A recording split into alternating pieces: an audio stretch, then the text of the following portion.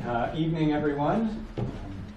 My name is Max Matulinski. Unfortunately, my partner, Susan Shen, is sick today, so she couldn't be here to join me and give this presentation. But anyway, we've been working on the East Hampton Regional Trails Plan, so the Trails Plan for the Park Hill area, which I'm sure, is everybody here familiar with it? I know a number of you were at the last meeting. All right, great. So basically, I'm going to be giving a presentation today. I'm going to introduce you just briefly to the context, try and get through sort of some of that pretty quickly since a lot of you are familiar with the project site already. We're going to go through the goals that Jess assigned me and Susan for this project, the things she wanted us to look into in terms of putting a trails plan on these different parcels. Oh, and can everybody see this all right? Or just making sure.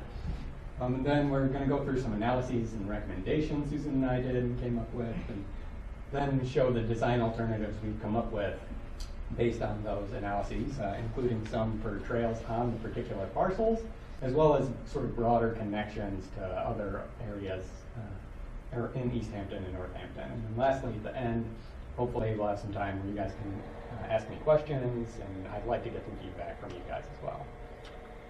So just starting out, the project site, we're talking about is sort of highlighted in red up here. Sorry, this is kind of a busy map. But it's located in sort of northern East Hampton, just on the border of Northampton. And it's bordered sort of by development on the southeast, southern, and sort of eastern sides here on Florence Road and West Street there. And it's the largest woodland and agricultural open area in East Hampton other than Mount Tom, basically, which is running along the south there. And then there's a number of open spaces, similar open spaces within 5 miles of this, so there's some connectivity there. One small open space being here, the Hannum Brook Preservation Area. Another one, 2 small open spaces within a 2-mile radius being Pomeroy Meadows and the Dwyer, both Escomic Land Trust parcels. And then zooming out to within 5 miles, you've got Mineral Hills and Sawmill Hills area in Northampton, as well as the Rocky Hill Greenway and Arcadia Preservation, which is sort of in East Hampton and Northampton over there. And then the Manhan Bike Trail, which is represented by this green line, sort of runs up here and goes north into Northampton and also sort of towards Holyoke. That connects several of these different spaces. And there's others that are sort of accessible via different roads. So sort of looking at access to the site and in between all of these different parcels we're talking about. There's sort of some different regional connections we can make. So first, to get to East Hampton, you've got your I-91 exit. There's sort of 2 different bus routes, which it might be a little bit hard for you to see in the back, but there's sort of these little purple lines here, and a bus stop that's right at the area. The Manhan Rail Trail, again, shown on this map in pink. You can sort of see how it's connecting into Northampton through East Hampton, down to Southampton in the south. And a network of sort of bike-friendly roads represented in green can sort of offer some potential for connectivity to the site between Northampton and East Hampton. And then in terms of local connections, we've got Oliver Street, which is sort of the adjacent street right here, and Park Hill Road, which sort of runs right up the middle of our parcels, and West Street, which sort of comes right here along the southeastern corner of the project area. Florence Road also runs and sort of meets up with this project site up there in that little yellow spot where Lathrop has its drive-in, basically. So these are all sort of the possible driving routes to get to this project site from different areas. And lastly, there's sort of the bus stop that we just spoke about in the past slide. So there are also 2 parking lots here at the community gardens, as well as at Park Hill Orchard already. And so really it's important to think about all of these different road and access and parking, because it's really going to be important in placing potential trailheads and things like that on the project site. So why trails on this site? Why here? So goal number 3 of East Hampton's OSRP is really interested in promoting ecotourism and tying recreational activities to agricultural land. And it cites a need to expand the amount of open space within a half-mile walk of different residential spaces. And the proximity to parks and recreation is also, it's positively correlated with physical activity and with health, basically. So those are all sort of important reasons to sort of examine putting a trail network on these particular parcels. And so trails in the Park Hill area could provide close access to recreation for people in nearby neighborhoods. So basically what this map is showing is sort of a half-mile buffer area around the project site. And so you can see all of these people living in these sort of developed spaces nearby could walk to this area within a half mile. It's easily doable. And roads, transit, and other sort of passageways that we've talked about for bike and car travel in the past slides, they also connect to this space pretty easily. It's sort of accessible in many different ways. So that's another reason to look at putting a trail network on these parcels. So next I'd like to just sort of introduce you to some of the more detailed stuff about the site. I'll try and get through this pretty quickly since you're pretty familiar with it. The first parcel we're looking at is a private farm growing hay up in the northwestern corner. Next is Park Hill Orchard, a private orchard. They host the Art in the Orchard event, as you all know. The East Hampton Community Garden right there, and there's sort of the old orchard that's been kind of forgotten about on the northern edge of it. The town farm, growing hay, as well as Echodale Farm, and lastly the Lakert community, which already has a pretty extensive trail network on it. Bassett Brook, as this map shows, is sort of running just south of the property, with one branch there, and then also along sort of the eastern edge there. It's kind of an important feature to keep in mind with these parcels as well. And so this is all sort of important because the wide variety of sort of site ownership sort of creates some interesting challenges that are kind of unique to this set of parcels. You know, it's not like we're just talking about one big open public park. It's got a lot of different ownership and legal constraints. And so this Venn diagram here shows sort of how we broadly come to sort of think about this project. It sort of has three major factors. One is the need for historical and agricultural conservation. Another one would be wetland and wildlife habitat conservation, another big factor. And lastly, the desire to get people out and sort of interacting with the space. And so this is sort of how we've come to sort of visualize this whole thing. And it's kind of an interesting way to frame everything you're going to hear tonight. And so specifically, the project goals we were assigned were to design a broad scope trails network across these designated parcels, including hiking, mountain biking, cross-country skiing, and snowshoeing potentially. Assess the site conditions and physical and legal constraints on those parcels. So that includes wetlands, streams and their associated buffers and legal constraints, agricultural preservation restrictions, historical restrictions, other kinds of legal constraints, and lastly, just physical accessibility and terrain and things like that. And then we were asked to develop design guidelines for trails in various environments, such as wetlands and waterways. You're not going to hear as much about that tonight. That's something that's probably going to find its way more into our final document. And to examine potential connectivity to adjacent parcels and areas of interest in East Hampton and Northampton. So broadly defined, those are basically all of our goals. So next, we did sort of an analysis. We had that last community meeting where we identified a bunch of sort of interesting features. And so I'm just going to sort of run through a bunch of those with you next. So first is this wetland community right next to the community garden, which we thought was a really beautiful community and really nice and open space. So that was one we've identified. Next would be the mound features. We still haven't been able to track down where these came from, but there are these odd sort of mounds you can see in this picture here. It kind of humps up over. And these stretch maybe about 75 to 100 feet long and about 10 feet wide and maybe like 4 feet tall. And so that's sort of another interesting feature. The East Hampton Town Farm Building, that was one that came up at the community meeting we had. So it's East Hampton's poorhouse. It was built back in 1855 to house poor people in East Hampton and offer sort of like a live-work experience. And there's still affordable housing there today. The view from the southern edge of Echodale Farm, a really nice view we identified. We found this really beautiful point looking over the top of Bassett Brook, way down in the southeast corner there. An old dam site on Bassett Brook, which we think may be correlated to the old sawmill that was in this area. If you look on historical maps, this was known as Sawmill Brook and not Bassett Brook, way back in like 1873 or something like that. An old orchard community on Park Hill Orchard that we saw offers a lot of interesting wildlife habitat. And lastly, the really nice big view of the sort of the top near the big red frame on Park Hill Orchard, kind of the high point as you're coming up that road, and you can look out over all the ag fields and see Mount Tom in the distance. So land restrictions. This map shows sort of the different restrictions, conservation restrictions, historical restrictions, APRs, whatever, on our parcel. And so what you might notice is that Lathrop has the only one of these parcels that has no restrictions yet. I know they're working on conservation restriction, but that's still in the works at this point. And the community garden is under conservation restriction.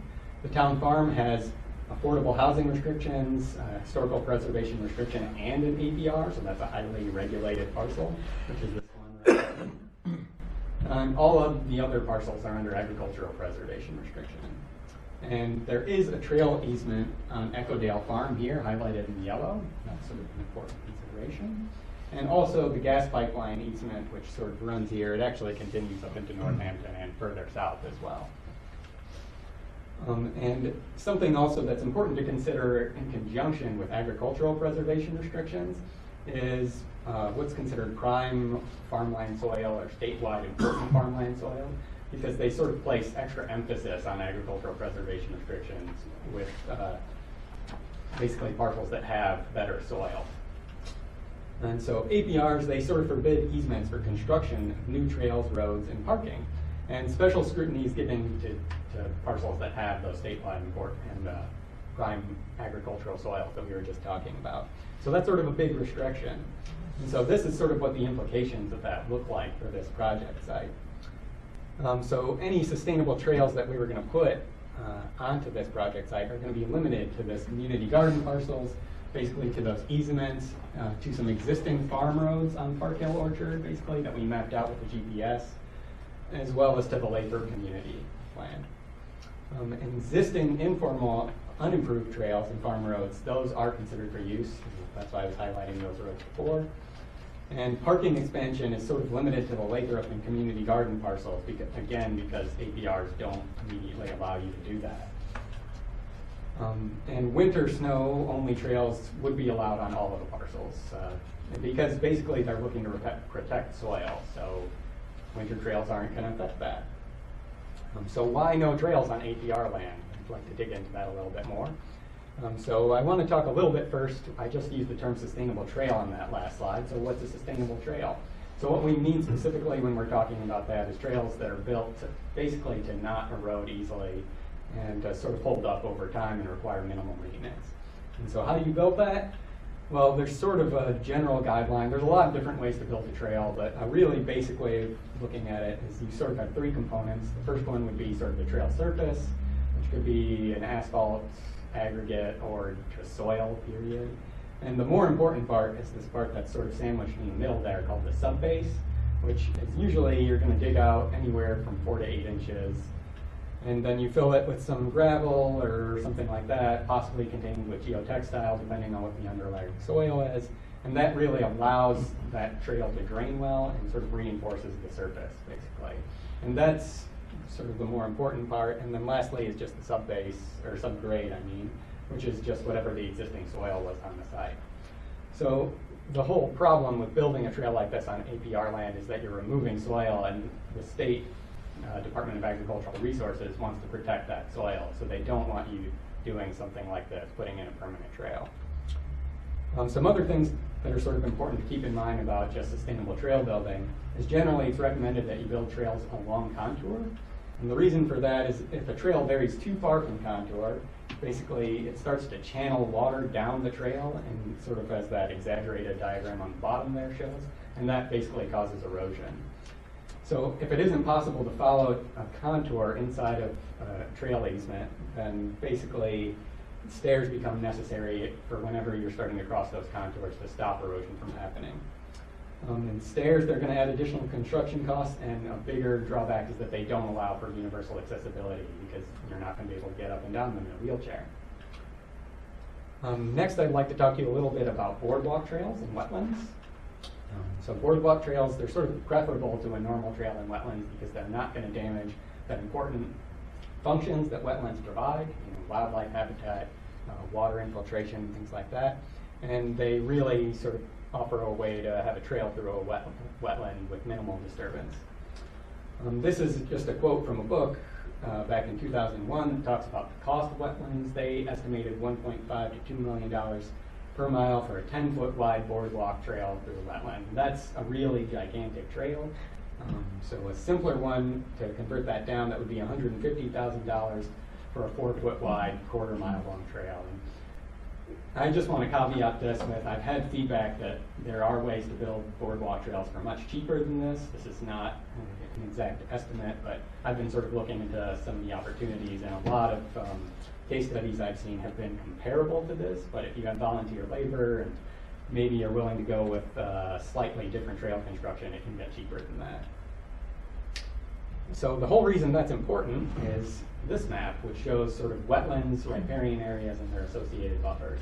So wetland areas, the buffer area has been shown in yellow here.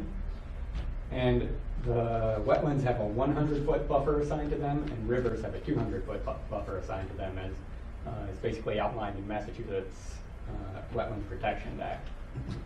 And so we're looking to avoid these sensitive ecological areas such as rivers and wetlands as much as possible, and to sort of minimize crossings and minimize the impact on them. So there's a large wetland area here on the community garden, and we actually think this needs further delineation. That's sort of an important thing to note. And just from visual observation, we noticed some of the plants there were indicative of wetland communities.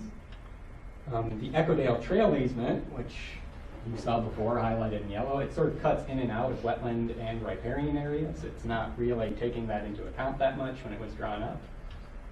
And something else that's sort of important to note is the widest spans of wetland area are sort of down here in the southeast corner of Echodale Farm, and also right here sort of in the western end of the Lathrop parcel.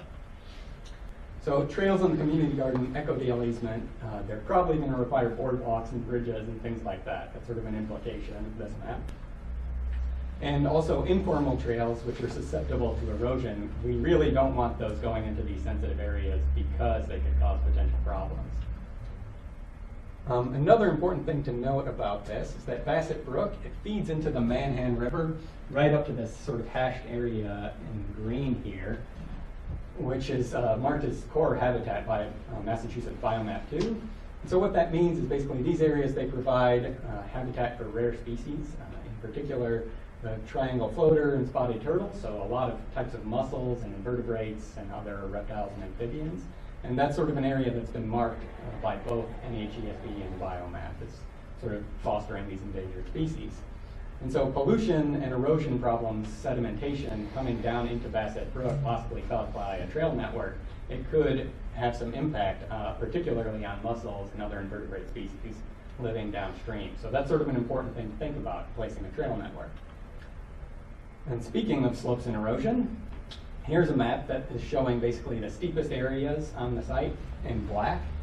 And then it sort of lightens out areas, showing lighter areas here, 5% or less, and then you can get the picture. It's sort of a grayscale. And so this is sort of important to think about for a number of reasons. For one, the things we were just talking about, but also universally accessible trails. They need to have a slope of 5% or less, basically. That's just sort of ADA guidelines, and that varies a little bit depending on if you have resting spots and things like that. But that's generally the regulation there. And also slopes over 20% are prone to erosion. So basically those black areas we're seeing here are the areas where erosion is most likely to happen if that soil is left exposed. So there's gentle areas. Any areas are located in orchards and fields on the site. And then there are steep slopes, as you'll note, along sort of the eastern branch of Bassett Brook, and as well as the other branch. And they're susceptible soils. They also happen, soils that are basically susceptible to erosion based on different factors that are assigned to them by, I think it's the USDA soil maps, happen to coincide with a lot of areas of steep slope. And the gently sloped areas, they sort of ease the trail construction, and have that low erosion risk, as we talked about. You'll have to forgive me, I didn't design the slide. And the steep slopes along Bassett Brook would be at risk of erosion. So we have sort of one problem area down here, where you've got a lot of steep slopes, and another one up in sort of the western end of Lathrop, where those steep slopes are also sort of coinciding with areas of erodible soil. And so unimproved trails, we really don't think they're suitable for either of those areas. So this map is just sort of going to run through just a quick summary of everything we've seen so far. So APR protections, they limit construction and new trails on most of the parcels in this site. The existing easements, they cross streams in some steep terrain, basically, in several different places. Streams, wetlands, and steep slopes sort of preclude creation of sustainable trails in the southeast corner of Echodale Farm, as well as in that area highlighted on the Lathrop parcel, and generally sort of that area, the eastern branch here of Bassett Brook is kind of harder to access. And informal trails we talked about are not really suitable for areas of steep slope and wetlands. And based on these different things, we've sort of come up, well, can I pause for a second? Does anybody have any questions about what I've presented so far? All right. Yeah. How much flexibility is there in with the Department of Agriculture and building trails on APR lands? That's a great question. We've been sort of emailing back and forth with them so far, and we haven't heard. So first off, they've been incredibly unresponsive. Basically, they've been really slow in getting to us. My understanding is that's pretty normal for them, and it seems I'm going to get to that a little bit later. It's maybe another possibility for something we might be able to do here, but it seems like really there isn't much flexibility. We're looking into the option of like, is there a way to do like a land swap or something like that? But I'll talk about that a little bit later. So we've sort of come up with some general recommendations. I guess before I move on, anybody else have any questions on any of that analysis? Yeah. Yeah. Does the trail have to be universally accessible? Sorry. No, not necessarily. Okay. So trail development, we think, should focus on the community garden and Lathrop parcels and the Echodale Farm easement. I think those are sort of the main things to do. Investigation of trail construction on the gas line easement is something we're recommending here. Acquisition of parcels or easements on or adjacent to land. Acquisition of other parcels that are sort of adjacent to this we think is something that could be useful. Because it might allow you to expand some of these easements so that you can sort of work with more flexible terrain, and flexible legal constraints. Trailhead placement we think should probably be near the existing Park Hill Orchard parking as well as the community garden parking lots. Exclusion of trails from the southeast corner of Echodale Farm and crossing Bassett Brook on the Lathrop parcel. And lastly, we think collaboration with the City of Northampton on agricultural and scenic byway bike route connecting Park Hill to other rail trails and things like that is an important recommendation.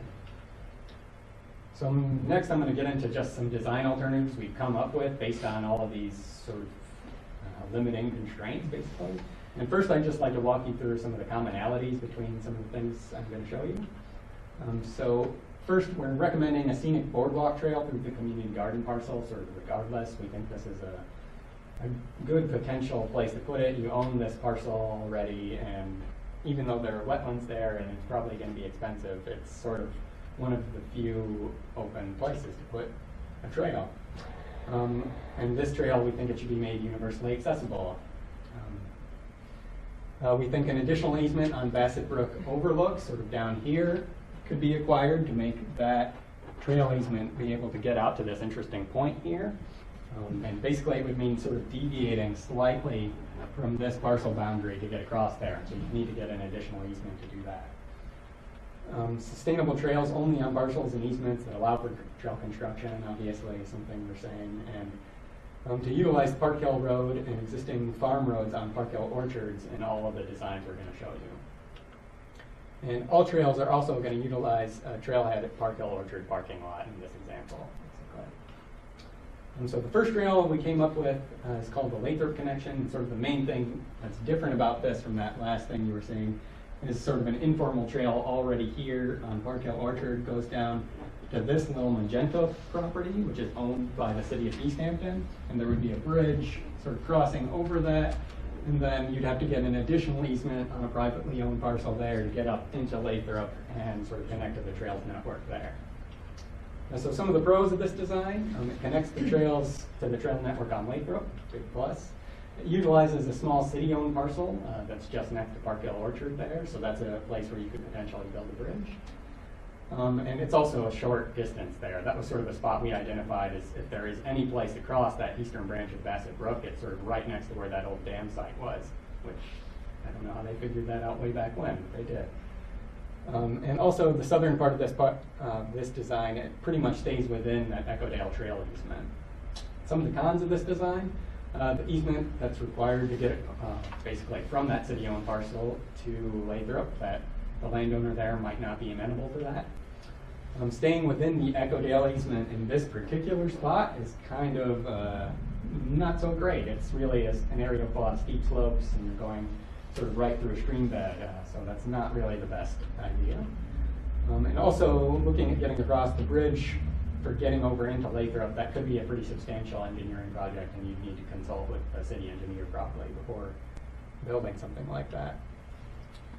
The next sort of idea we came up with, this is called the gas line trail, and the main differences here is we're utilizing the gas line easement possibly to build a trail, as well as deviating from that Echodale easement onto two adjacent parcels here to sort of eliminate that one crossing there. So some of the pros of this design, it allows for an additional loop. It sort of makes a more compelling trail network in general.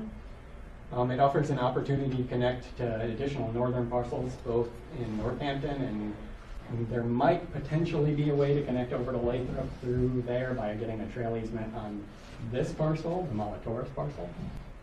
But that's something that would have to be examined. And it also reduces the length of the stream and wetland crossings by deviating down there, as I was just talking about.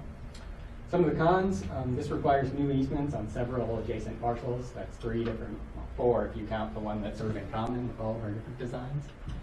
And there's sort of a lack of certainty as to trail opportunities on that gas line. So we're still sort of exploring, does the gas line easement actually trump the APRs and you can build on it?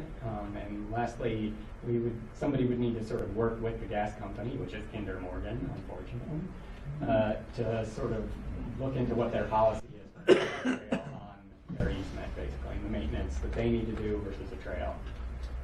And it's not clear if there would be that connection up there. That's something that also needs further, over to Lathrop. That's something that also needs further investigation. Our last design, this is for a winter trail, cross-country ski trail. Some of the pros, these don't violate APRs. We think it's a really good option for that reason. It's got highly flexible winter trail construction, so you take a snowmobile and a groomer, and you can pull it around and go pretty much anywhere. And it's also the most affordable to construct because all you're getting is a snowmobile and a trail groomer. Some of the cons of this design, though, is it's focusing pretty much on seasonal trail use and not really looking at year-round use. And you would also need to distinguish for trail users that it was not a year-round trail, which is definitely a con. And it would also require additional labor to mark trails every year, basically. So you'd be busting out a crew of people to work on this every year. So next, I'd like to talk with you about just sort of some broad-scale designs we looked at for connecting to other areas. So this first design is called the Northwest Passage.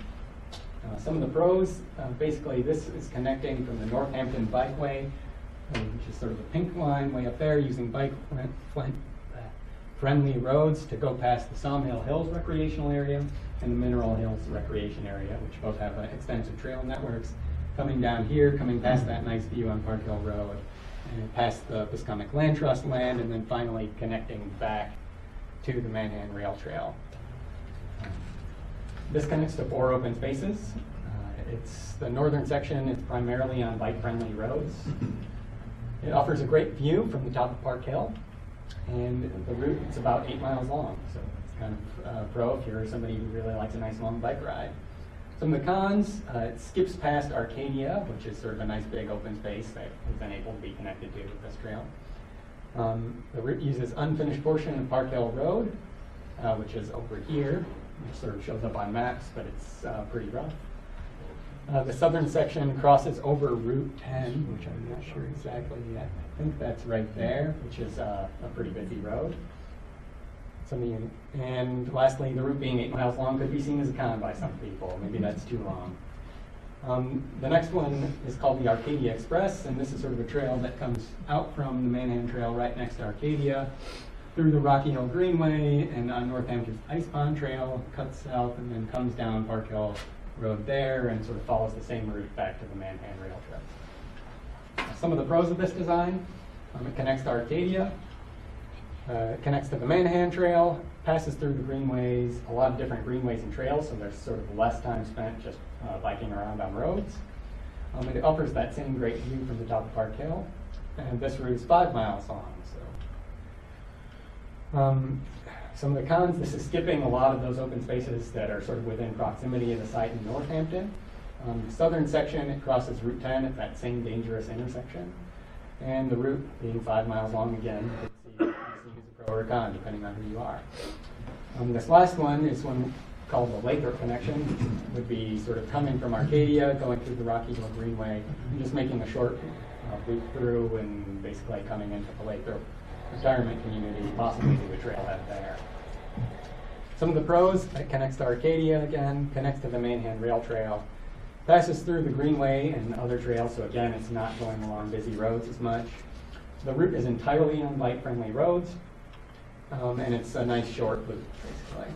Some of the cons: this existing trails on Lathrop, they're unimproved and they're not really designed for bike traffic, basically, so we wouldn't want to be introducing that. No bike racks basically currently at the trailhead, nor do we know if Lathrop necessarily wants a bike rack trailhead on their site. And trails are not currently public access on Lathrop as well, and doing something like this would imply something like that happening. Moreover, this also depends on crossing over Bassick Brook, basically, to get to all the other trails that we've been talking about. And this is also not really a through bike connection. It would be sort of more of a one-way thing, basically. So next, I'd just like to talk about some other potential options. So just like you brought up a second ago, we've been looking into the possibility of a land swap. We've heard that there is some precedent for this.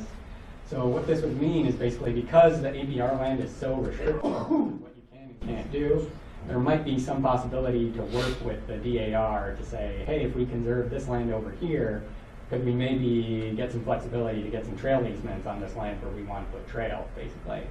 And they're currently working on a project like that in Worcester, but we don't know if it's been finalized yet.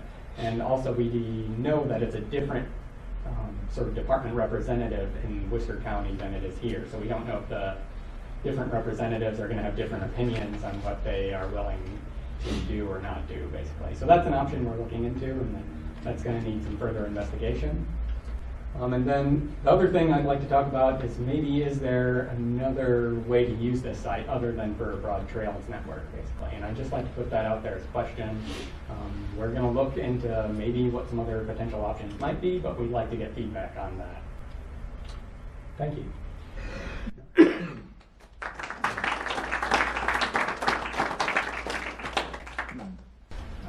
So, questions and feedback, please. Yeah. I just want to say for Lathrop that we have a homegrown trail map on our website, and we shared it with these folks. But these trails are not improved, they're not maintained, they're not constructed. So the map is a suggestion about where you can walk.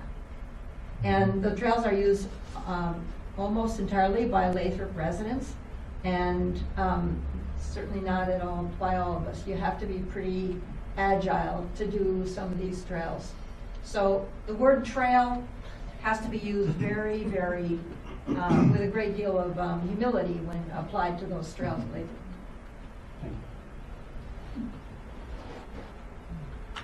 You might want to keep climate change in mind when it comes to the winter trails over the APR lands, because they may not be snow covered in some years, like this year.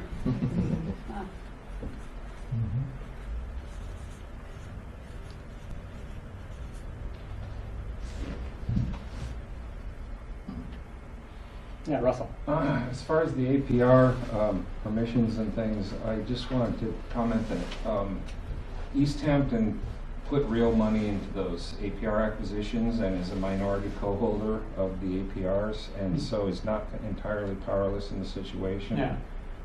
So, you know, that's a good base to negotiate with them from. Probably it means more than me as the landowner going to them. Yeah. Yeah, I think that's definitely, I mean, I think that's a good option if there is a way to work with the DAR to get something done.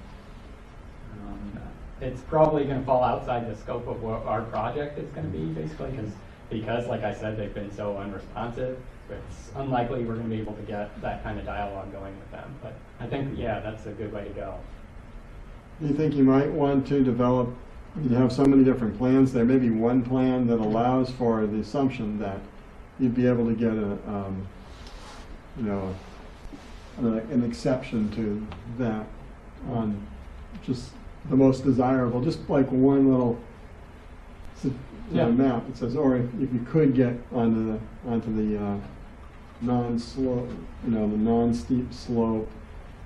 Sorry, I'm just going to scroll back to where I was. So initially, that winter trail design, that was designed as a potential trail network that you could put in not as a winter trail. So we only found out definitively from a representative at the DAR about basically the restrictions on trails on these parcels about 2 weeks before we were due to give this presentation the first time around, basically. So this trail design was actually designed in that way, and basically that's how I would probably present it in the book, is that if you could have this land swap, then this might be a potential option. And we sort of looked at this trail network as sort of offering a bunch of different small loops. And so by doing that, you're sort of creating a bunch of different user experiences. You know, if somebody wants to hike just like a little jog after work, there's a trail loop for that. Or if you want to sort of go around the entire thing, you can do that if you feel like having a day hike. And what's more is something that we saw as advantageous about a trail network like this is that because it's all of these different small little loops, if you are looking for funding, it's something that can be staged really, really easily, basically, because you're not just making like a big trail that sort of loops through everything all at once, basically. So yeah, that's something that will definitely work into the final report and that we've been thinking a lot about, basically.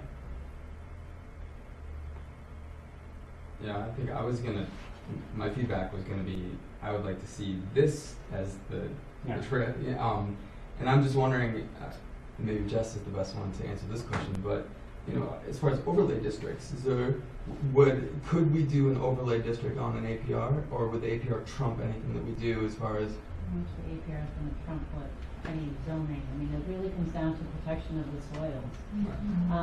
And I think, I just want to note that I went to their presentation on Friday up at Conway, and the critics and the professors were like, why did East Hampton give you this project? This is like, an assignment to fail, basically, after doing the LE assessment. But what I think the positive spin out of this is, for me, is I want to utilize the best resources that we have. We have such limited resources that, I think to have Conway come in and do this assessment and say, okay, maybe the big vision that we thought up in this area in terms of a big loop system isn't feasible. And I'd rather know that now before spending a lot of money and time and resources to develop something that's not going to work given the APR status. I think that really presents a challenge in terms of what we're going to be able to do up here, and I'd rather know that now, quite frankly, and I don't know if others feel sort of similar to that, but I love the idea of a winter trails system. I think that from an economic development standpoint, it's got kind of a unique twist to it. I think it's something that could be a draw. I think it's, I don't think seems to be a lot of them out there. And I'm gonna look at Patty as one who does cross-country skiing and knows the resources around, but to me it seems like it's a really sort of interesting niche trail system that we could take advantage of the unique land up here and still protect the natural resource that needs to be protected up here. My concern is, and I brought this up at the presentation, is how do you convey to people that this is a winter's only trail and that this is not open in the summertime, that you really can only be walking up here. We need to protect the APR status, and we need to protect the soils. I mean, it's a finite resource, and once they're gone, and that's it. So, yeah, I think, I'm not sure where we go next with this project, but I think the community garden parcel definitely has potential, even if it's just a small trail. And that's something that we could do as maybe a first phase of the trail system up here.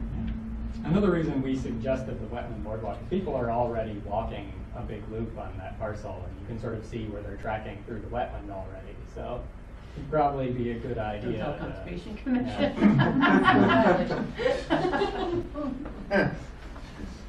The other thing I like about this is the cycling connections, because when you showed those connections, I was like, oh wow, you can really do that. So, you know, maybe elevating the visibility of that in terms of how you can go from the Manhan Trail all up around to the Sawmill Hills and around back to the Manhan. Yeah. That's really great. I had a garden plot at the edge of the, where the meadow meets the community gardens here for several years. And if we are gonna put a trail in there, I think we need to be sensitive to the wildlife that lives in that wetland area. Because there's, we were always seeing tracks in the community garden and things that were eating our crops. So, Right. you know, the trail can be pretty disruptive to that.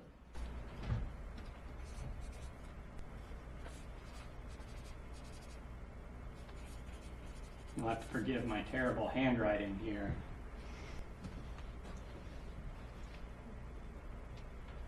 So just a clarification on the soils, you know, it sounds like it would be a really tough route to try to argue with DAR or try to negotiate with them.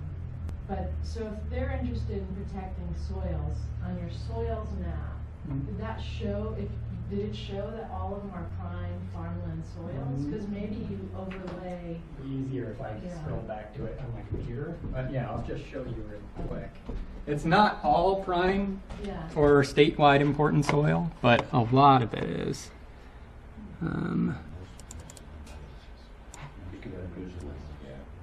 Where was that slide? It's that one.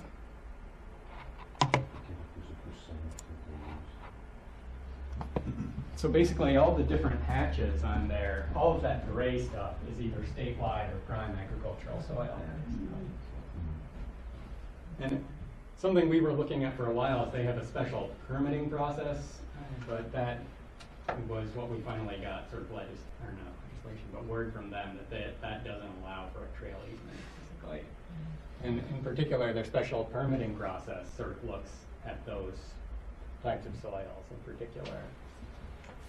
So I'm gonna look at Marty for a second. So the trail easement on Echodale, or anybody who had their fingers in the Echodale deal, Bill, I don't know if you were involved in that at all, but, so how did that trail easement, how was that delineated, like, where did that come from? Because was it really just put it on the edges so we can get it filed and get something in the book so that we do have public access to the property, or was it with the understanding that a lot of it is prime farmland soils, and so keep the activity to the edges to not disrupt the farming activity? I don't know if you have any insight to that. That's my memory, is Okay. that it was placed around the edges to protect the soils there. Okay. But it was made clear from the beginning that a trail would be an important factor in protecting that parcel from the city's point of view. And that's why By people. PPL was involved, right? I mean, they protect land for Yeah. people, so Yep. it was probably Yep. a key reason of why they were involved too, Yep. right? And I don't know if I don't think anybody's had discussions with the folks who are running Echo Deal or own Echo Deal at this point, as far as their openness to a trail. And there are issues, as we talked about, because of physical constraints, but. Yeah, we've tried to get in touch with them a bunch of times, but I know they're super busy. They work for the Department of Agriculture. Oh, really? No, just kidding. Remove the surprise. Are there some fencing issues associated with that, the Fencing? perimeter area too? Some what? Fences? Yes. Yeah, they have it fenced, I think starting from around there where their homestead is, basically around down to near this corner, and the fence sort of goes up there, but Oh, just it gets a there. little like confusing. I think you would probably need a surveyor specifically to say if he's fenced all the way out to the property edge or if he's fenced to the inside of that easement. And technically, the town has that easement still, so even if he had fenced to the edge of it, he could legally have that moved, basically. You had a question? Well, I guess one question and then maybe an overall observation, but, so did you try to talk to the gas company about, an overlapping use or dual use of? We haven't Your reached out easement? to them yet. We've been looking to see if they have any sort of guidelines on their website, because some gas companies do have that. It's just like guidelines for using easements and utility easements. I'm not sure if we're gonna get to reach out to them. It's probably gonna work into as like a recommendation that they be reached out to, basically. Okay. I don't think we'll get beyond asking them if they have a policy on using their easement, basically. Okay. You wanted to- I was just gonna say that Pascomix Pomeroy Meadow Trail goes across the gas easement. Oh, okay. And so we did get permission to do that when we constructed that trail. That's good to know. it's just such a grand spine going right through the entire open space.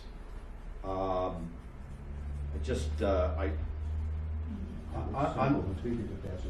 yeah, well, that's fine. But it's just one of those things that just kind of is glaring to me that, geez, if we can't, somehow we should make that part of a useful scheme here. Yeah.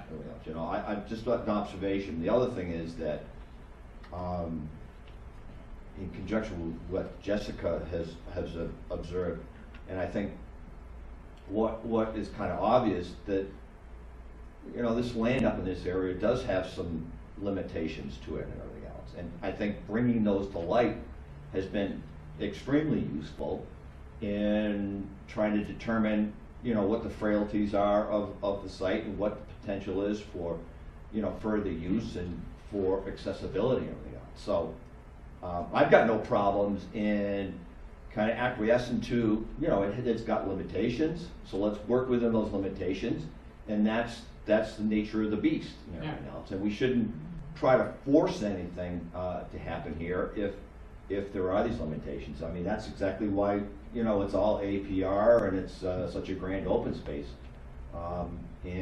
Just kind of work with those assets or lack thereof and develop a system. And, it's pointed out that, the loop systems might be something. I work with a lot of clientele that are constantly looking at ways of making things affordable, breaking them down into useful entities and phasing. What can be doable and everything else, and that seems like something that could be broken down into different phases and different aspects and kind of implemented over a long period of time. I think this city is used to doing things over a long period of time. Yeah, so that's something that seems kind of hit my fancy here a little bit. Yeah. I have a question sort of on the same lines. If the plan for the community garden area is to have a trail loop, which is primarily boardwalk, how will that interface with the winter trail? Because it seems like those are mutually exclusive of each other. And then it would just go. I mean, basically your boardwalk, you'd have to have somebody shoveling it or plowing it off or something like that. But you could still have a snow covering on it and run a cross-country ski trail over it. It would just be tricky. The grooming would get a lot different, basically. It would be a little more complicated. That's something we're looking into still, pretty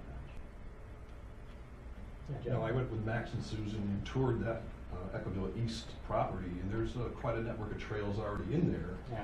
Now, we didn't follow the 20-foot No. easement because you can't walk on the side of a cliff everywhere, but there were little bridges, footbridges, and trails everywhere in there. So, Yeah, somebody was walking it.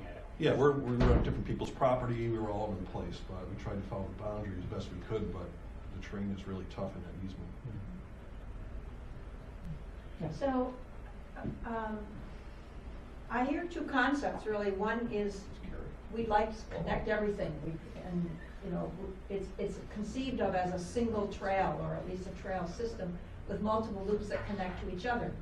But when you start talking about a boardwalk on the community garden there, you're talking about a much smaller little piece that might be done first. But how about thinking of some other little pieces?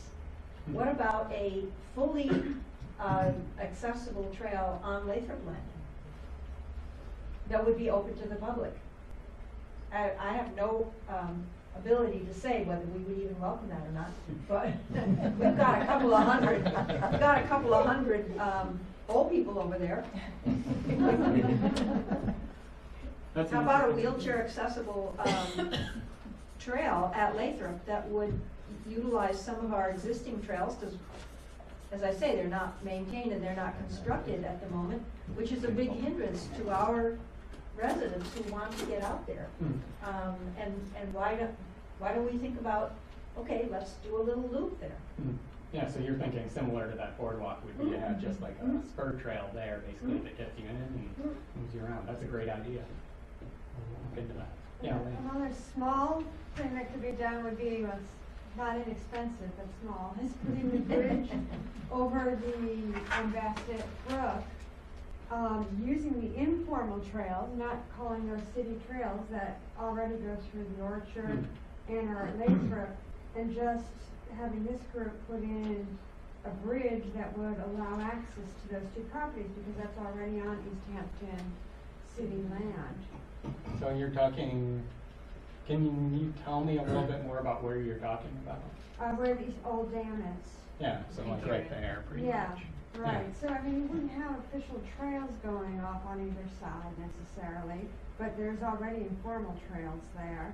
But I don't think, I don't know that Lathrop or we would have the ability to put a bridge in, but I think the city could probably pull it off. That's a tough grant to write. Yeah. Bridge to nowhere. Right. I mean, that's the challenge with that. I see where you're going, but from a grant writing perspective, it's tough to make that pitch. We'd have to get the private owner to maybe perhaps donate some land. Well, That's our favorite private owner. if he ever develops it, it could be a cluster subdivision. It could be, you know, the back half could be protected and the front half could be, a you know, cluster subdivision. That's how I've always envisioned negotiating on. I'm just going to put in a cheap plug for the city's newest accessible trail, which is going to open in a couple months at Brickyard Brook off of East Street and East Green Street.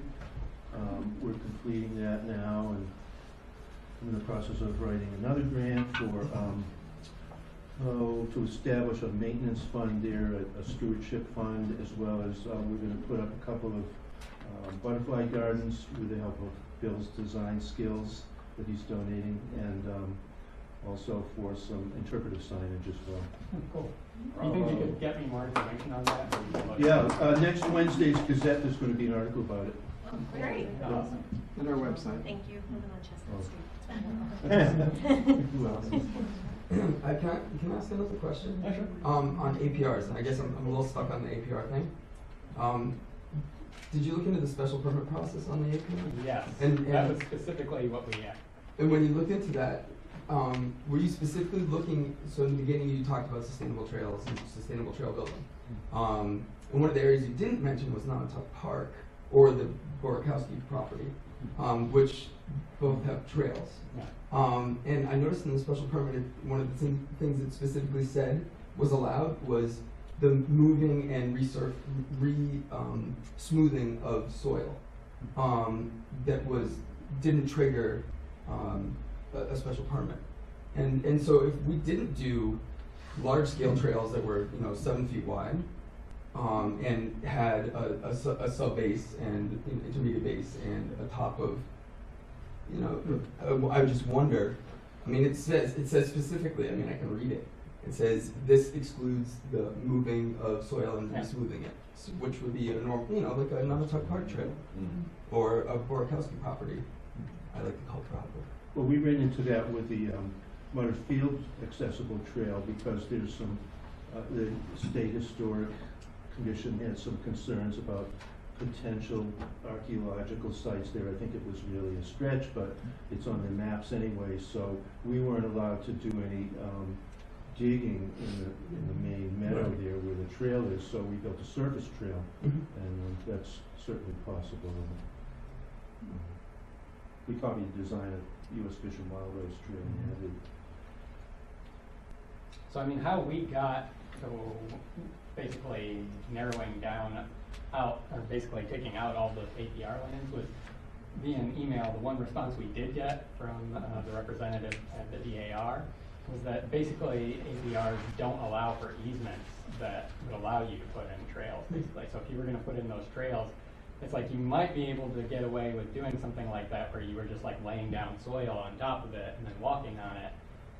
But it would probably be at the risk of like them reviewing it and seeing something like that and deeming that like compaction is damaging the soil or something like that.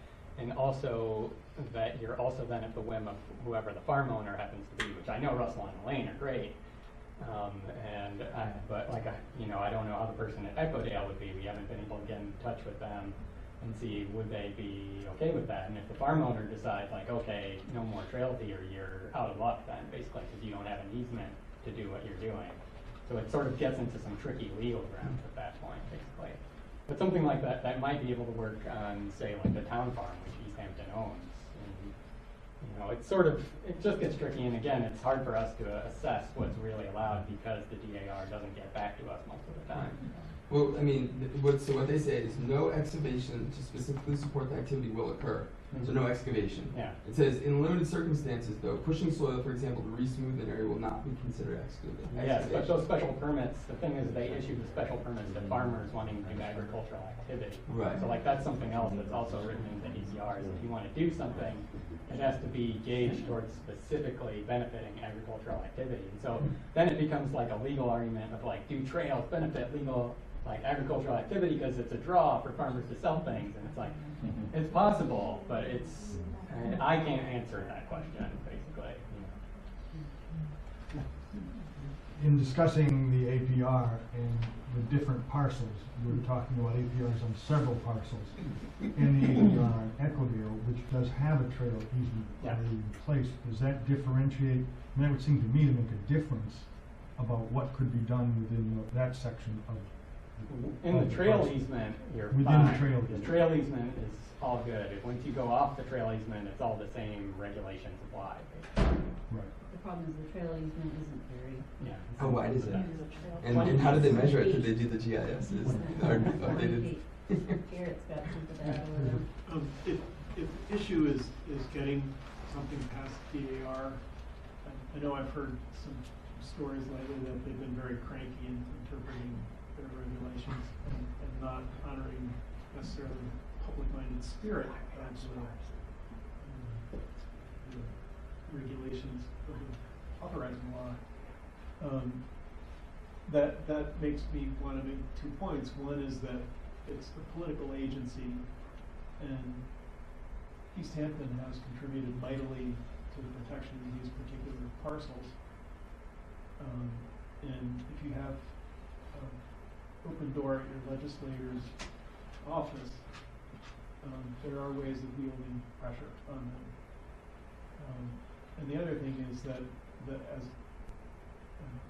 Jessica was saying, the existing trail easement on the Echodale property is ridiculous, frankly. I mean, it just follows the boundary of the property. Yeah, that's what I thought. And the fact is that if that was utilized, it would, I think, be more of an impairment to agricultural activity, more of a threat to agricultural activity than something that was redesigned to be more rational and more limited and much more useful in terms of a trail easement.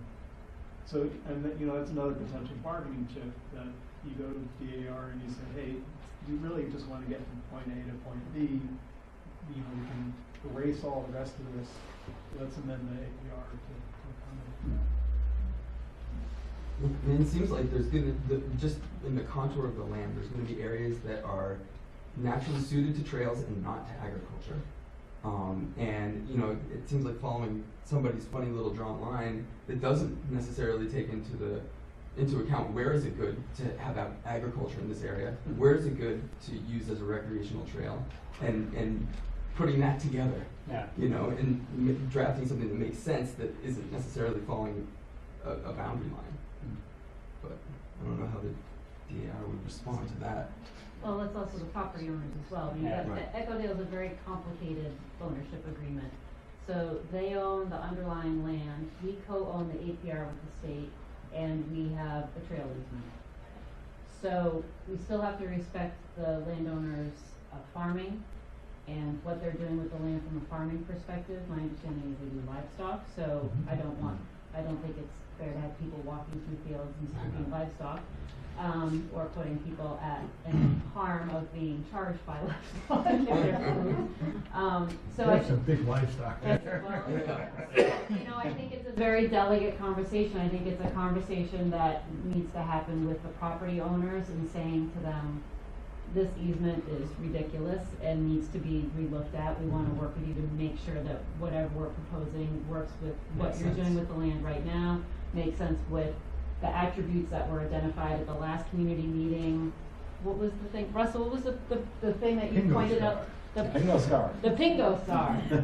You know, little things Keep like on that, forgetting and that name. recognize, finding all those little sweet spots in the property, providing public access to those sweet spots, but still respecting the soils and what the current landowners are doing, and keeping the state happy. It's a complicated dialogue, but I It's think not possible. it's not impossible, you know, I think it can be done, there's just gonna be a lot of work and a lot of conversations, and it's gonna take time to make it happen, but I'm confident that it could happen at some point in my lifetime. In your career. So I just, maybe this is more of a question that Jessica can ask. So we have all these all this APR land, it's all agricultural preservation. And we've got all these prime soils here that are prime for agricultural use. It's a But natural we're not, resource, yeah. but we're not really using it for that for the most part, except for maybe Echo Dale is using it for its, you know,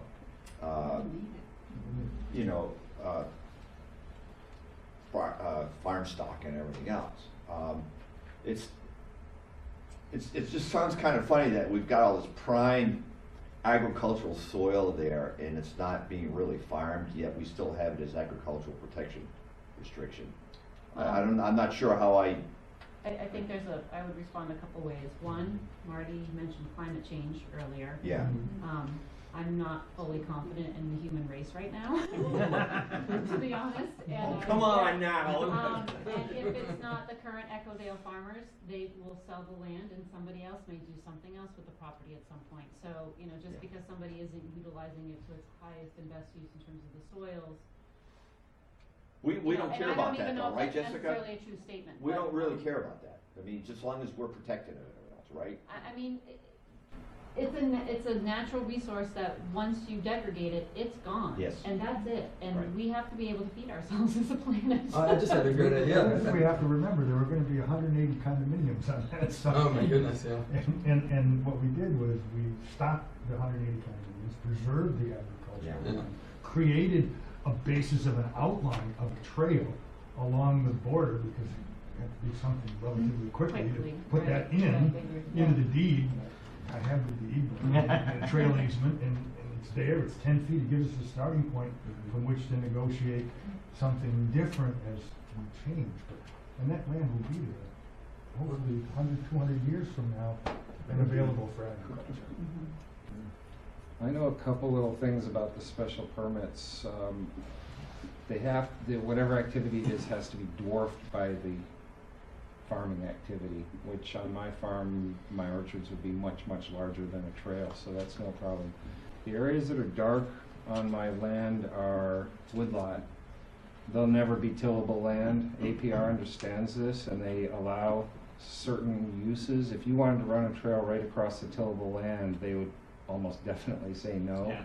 But in those forests, they've indicated to us that if we wanted to do, like I was asking if I could put a little bathroom house in the tree line there so that people could have a wedding maybe or something like that. And they seem to think, you know, that they would talk about it, where they would never allow that out in the fields, you know.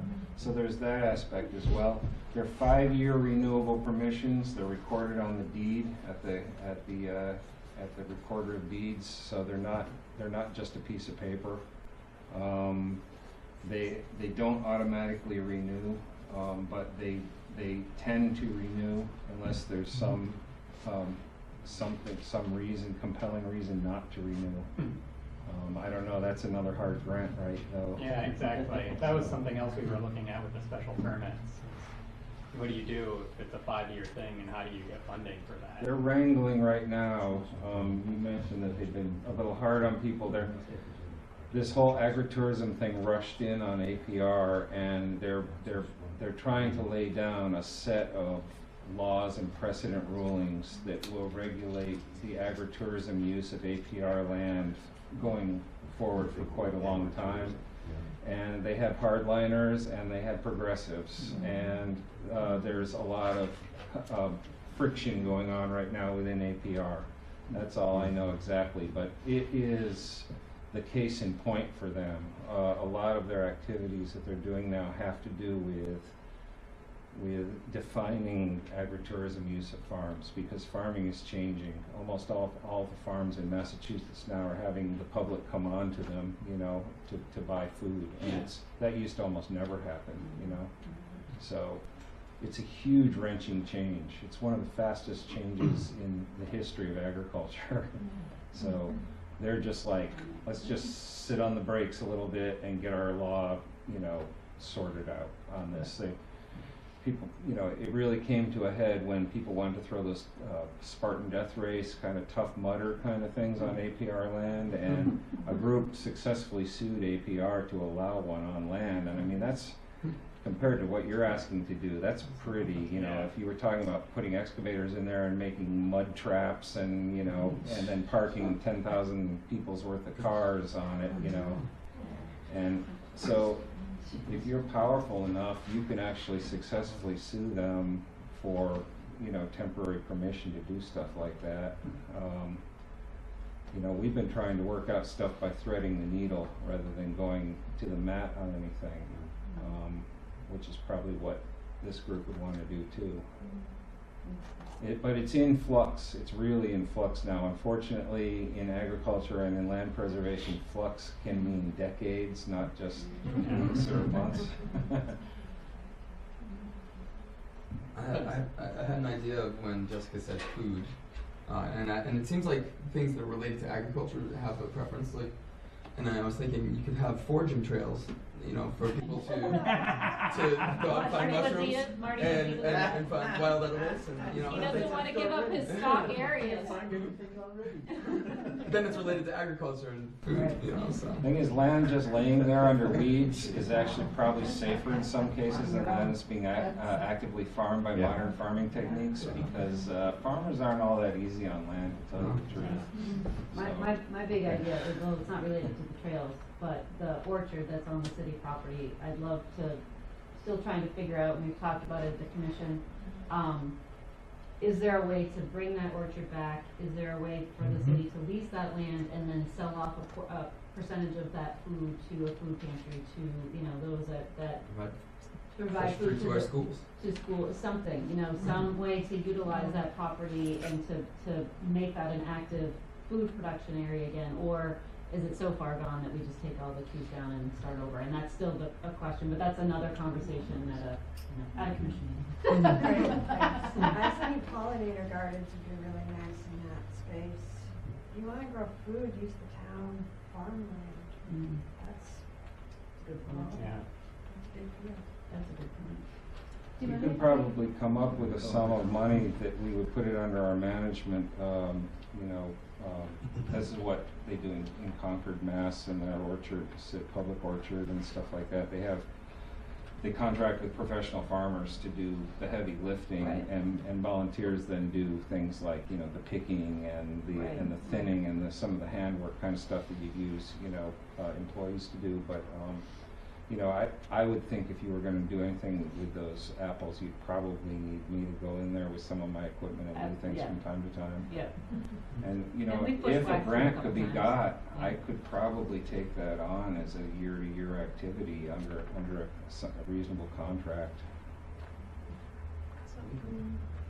Russell, Mhm. in keeping with that discussion of the neglected orchard area, is there, I recall some discussion at a meeting about your rights as an adjacent orchard owner Mhm. to take some action to protect your trees from potential pests and disease from the neglected portion?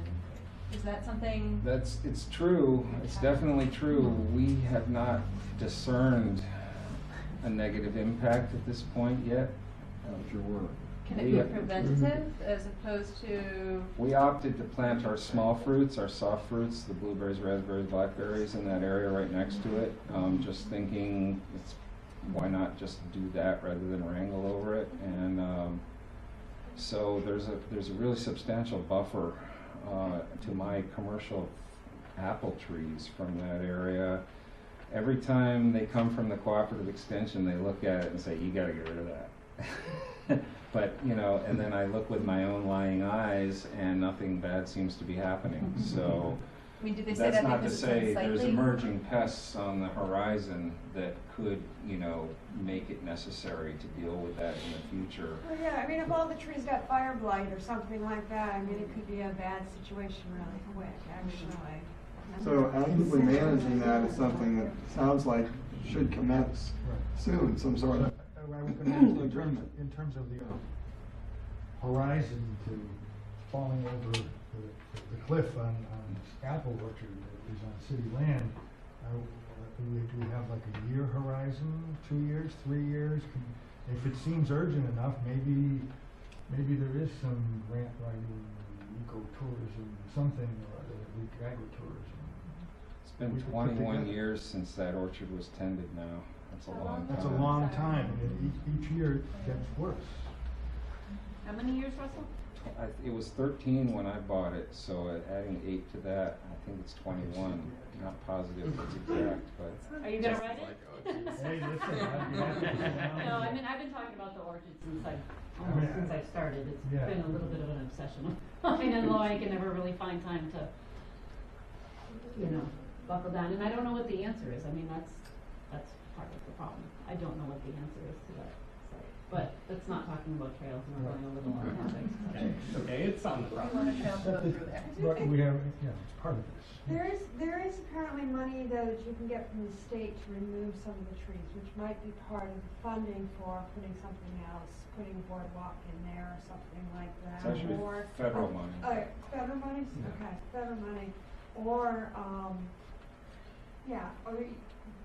or doing some other use, using it for some other reason. Obviously, the trees in the wetland area that part would never be an orchard in the wetland area. There's some area up in the high ground in the back.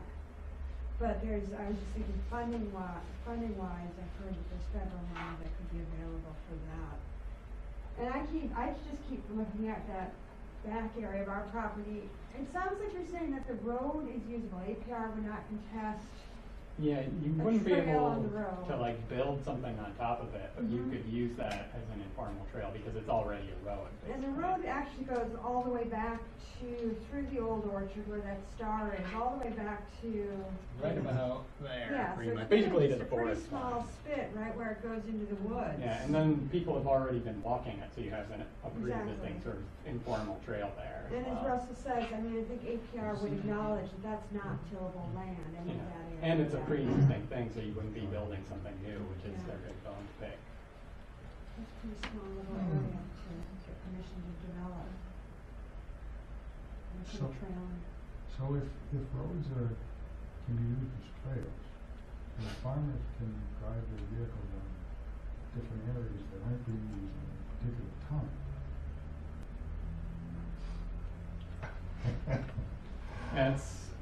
I don't know. I didn't make the rules. No, I don't know. Yeah, and I mean, it's No, but if very you can weird do how it. they write it. And it doesn't, if you do it in a certain area, You're not impacting Has it to be anymore. the existing It historic probably road. has to come back Historic. to, it has to probably come back to the agricultural use. You have to drive that truck to actually, to maintain to your do field, to something. do your job, to keep Okay. your land. The trails are sort of incidental use, I was gonna say Yeah. accessory use, but Yeah. an incidental use to the property of the agricultural use. And maybe that's where they see Exactly. sort of the difference. I I was think we just need to thinking work of the Highland symbiotic Avenue. relationship though. Right. That's the angle that needs to be taken, is the symbiotic relationship the trails will have with the land and Mhm. connecting people with it and giving people a sense of place and all of that. Hmm.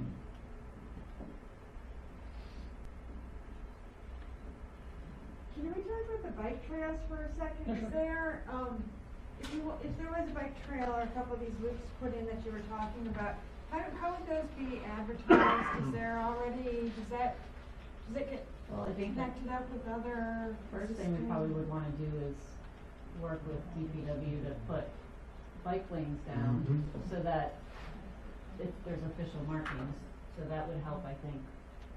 Cause then you have something on the ground that's Yeah. kind of advertising this is a bike lane, see what I'm saying? You have the bike trail signage that goes up. Bike lane or, I think there's a difference between a bike lane and a bike friendly route. Bike Bike lane, route. you need a certain width, There's no width there. and there's, Lane. on Park Hill Road, I don't you gotta think- have you gotta have Pretty wide street. travel width. Wider than People on Union Union? Street, and we're looking to try to put a bike lane on Union Street, so, that's what I'm wondering. It's the only way you can. That reminds me of a question I had, actually, it was Susan's question, which I almost forgot because she's not here. But she was wondering if anybody knows of a good place to cross Route 10 that's maybe a little more bike friendly for connecting basically back into the main trail. If there's any Down by the intersection. library? West Street, where West Street hits Route 10, There's a light. there's a light There's a there. light there. So it's, where was that again? But West Street. West Street to There's Route a 10, There's a sidewalk. Yes, there is a too. sidewalk on So it. Sidewalks. Sidewalk on that side of the bridge? pedestrian. It's on the north side. Yeah, that's, It's on the north side of the right road. around there somewhere. Yeah. Right? It's on- Yeah, okay.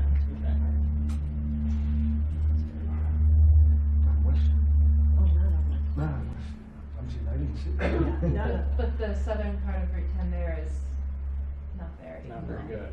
No, Okay. traffic moves more quickly, That's good to know. more congested. I had read an article that said this Rocky Hill Greenway, I don't know if that's I don't think it's an active bike trail now. I don't think it is yet. Yeah, but that that part of their plan with that was to use, in Northampton, was to use it to connect further west. So there's kind of this goal to like make more trails going to the west. Is that from the Rocky Hill community to the main bike trail, that they had a bike trail spur? Is that what you're saying? Spur. Yes. I There's think a that- sign that says Yeah. that, but there Yeah, isn't off of- anything. Is that off of the bike path after or before? Is it off of the bike path? No. Isn't it It's kind not- of Off in think its so. own space. It's in its own And you space. have to ride on There's a- 66 down to, Yes. I don't remember the name of the road, where the bike path crosses down below the halfway house, Rose? behind Hospital Hill. Like Earl Street? Yeah, Earl. Yeah. Earl Grove and Yeah. Mhm. Yeah. Texas Road. But they, Yeah. And then when you they have wanted, to go when they up took 66 they and put then bike on, lanes in. on Ice Pond, and then there's a boardwalk across the swampy area to go to the co-housing. Yeah.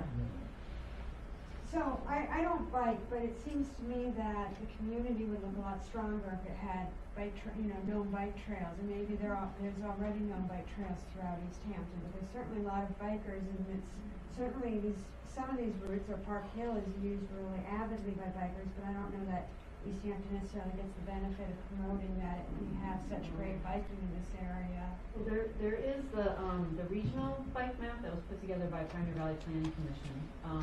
And they did a whole analysis of the Pioneer Valley region, including East Hampton, in terms of identifying bike-friendly roads and assessing them and creating sort of a larger regional network. So there is that map. It's not very well advertised and it's not very well promoted, but they did spend a year and a half putting that map together. I'd have to go and look at it to see whether Park Hill was part of that connection. Well, I know when you go like to Kennedy Road and then you go towards Williamsburg, there's signs that say like scenic bikeway. Mm-hmm. So- Franklin County has Franklin County, bikeway map, you, signs Mount everywhere, Bonneville, so that might Shelburne be Falls, something. great. The scenic byways is very specific designation for a road. I think Franklin County says it's not scenic byway, it's Oh, okay. Franklin County bike. Bikeway, it says bikeway. Yeah, Okay. and it's just about bikes, not about Okay. driving.